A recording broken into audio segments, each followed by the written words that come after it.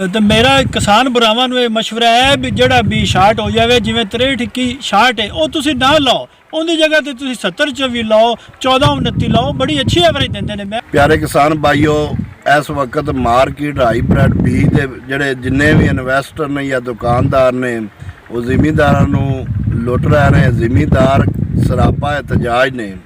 मेरे नाल इस वक्त मारूफ जिमीदार मियाँ जवेद इकबाल वट्टू साहब मौजूद ने। भाई अहमद तुसीं अगे भी आने जे माशाअल्लाह किसानां दे हक विच आवाज़ उठाने जे जी। ते ये जिहड़ी हुकूमत पंजाब है एक किसान माफी किसान नूं तां कह दिंदी है भी किसान माफिया है, लेकिन किसानां नूं कोई चीज़ भी कंट्रोल रेट ते नहीं मिलती, चाहे खाद होवे चाहे मक्की दे बीज होवन कोई चीज़ भी होवे। ते लेकिन जिहड़ी किसान दी फसल है उनकी कीमत उन्होंने पूरी नहीं मिलती। जिवें उन्होंने बेचारे और सब्जियां वाले गोभी वाले या होर भी टिंडियां वाले किवें रुलदे पै ने, इन्हां दा खर्चा भी पूरा नहीं हुंदा। लेकिन लोग बड़े करलांदे फिरदे ने बेचारे छोटे जिमीदार, खास छोटा किसान भी सानूं बीज इन्ना सही कंट्रोल रेट ते नहीं मिल रहा, खास कर जो 63 है इहदे बारे में हुकूमत पंजाब नूं चाहिदा है भी जिहड़े मकई दे बीज दे रेट ने उन्हां ते कंट्रोल करे। हुकूमत सिर्फ किसानां ते टैक्स ही ला रही है, टैक्सां दी भरमार कर रही हो। वो कह रही है पता नहीं किसान नूं किन्नी आमदन है, लेकिन हुकूमत पंजाब नूं वज़ीर आला पंजाब मोहतरमा मरियम नवाज साहबा नूं ये नहीं पता भी किसान की लागत किन्नी है, वो किन्ने पैसे ला के फसल तैयार करता है भी उन्हें कुछ है बचती है या नहीं बचती। जी बिल्कुल ये गल तुहाडी ठीक है। टैक्स वेखो अगे साडा जिहड़ा बयाना टैक्स आंदा सी किल्लियां ते वो भी इन्हां रेट वधा दिता है। हर चीज ते टैक्स किसान दिंदा पिया जी, किसान टैक्स अदा करदा पिया। वेखो हर बगैर टैक्स तो किसान नूं कोई चीज़ नहीं लभदी। बाजारों वो एक आधे ट्रैक्टर दा कोई पुर्जा लैंदा उहदे ते भी टैक्स हुकूमत लै रही, तो पैंदा तां किसान दे ना। ये गल दी हुकूमत नूं समझ नहीं आंदी, वो आंदी पता नहीं की किसानां कोल हैगा, इहदे ते होर टैक्स ला दो, इनकम टैक्स ला दो, फलाना ला दो। बिल्कुल ये किसान एक वो चीज़ है कि बंदे ने इत्थे असीं बाजार जांदे रहना, जिंदे कोई चीज़ दा रेट पुछांदे उन्हें आपदा रेट दस ते उन्हें आना भाई आ भाव हैगा इस भाव लैनी तो ठीक ने तो नहीं। किसान बेचारा वो चीज़ है ये अगले ते सड़ दिंदा भी जेड़ा उनका दिल करे वो रेट लांदा उनकी फसल दा। आड़ती भी मर्जी दा रेट ला। हर बंदा हर प्लेटफार्म ते किसान नूं लुटिया जांदा है।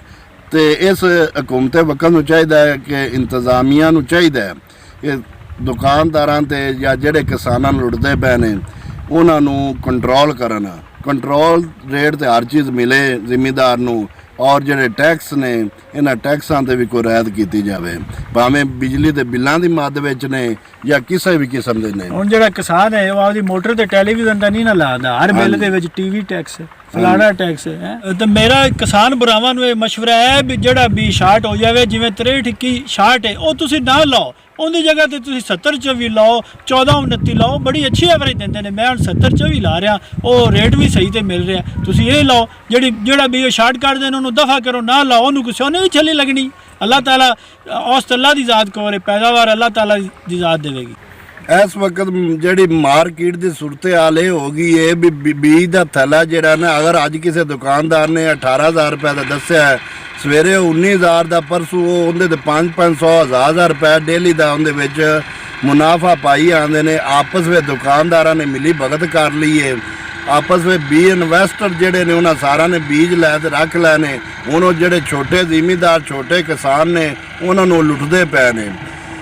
जिन साडी वज़ीर आला पंजाब बीबी मरियम नवाज साहबा ने किसानां नूं माफिया किया सी, माफिया हुण ये बंदे ने जिन्हां ने पहले आपदा बीज लै ते रख लैने ते लुटदे हुण किसानां नूं पए ने। ये साडे नाल तो गल होई, वो किवें कोई चोर सी तो किसी दे घरी चोरी करन गया चला ते उन्हें वेख्या वेड़े में मंजी डाही पई सी तो उहदे ते एक बंदा सुत्ता पिया सी।